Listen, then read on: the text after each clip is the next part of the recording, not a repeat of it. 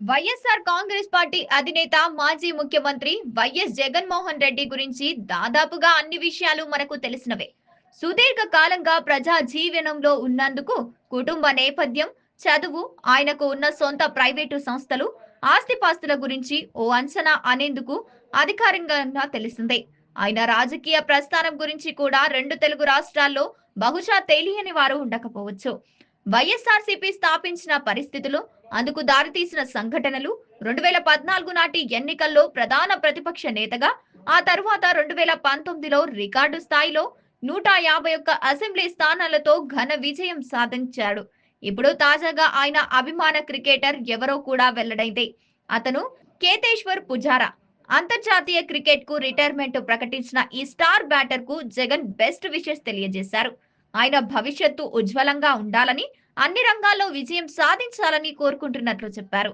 ఆయన క్రమశిక్షణ, పట్టుదల, దూరదృష్టి దేశాలకు ఎంతో గర్వకారణమని అన్నారు. టీమిండియా జెర్సీ ధరించడం, జాతీయ గీతం ఆలపించడం, గ్రౌండ్లో అడుగుపెట్టి ప్రతిసారి అత్యుత్తమ ప్రదర్శన ఇవ్వడం మాటల్లో చెప్పలేమని అనుభవమని మిగిల్చిందని పేర్కొన్నారు. చాలా కాలంగా భారత టెస్టు జట్టుల్లో పుజారాకు చోటు దక్కట్లేదు. బీసీసీఐ యువ ఆటగాళ్లకు అవకాశాలు కల్పిస్తోంది.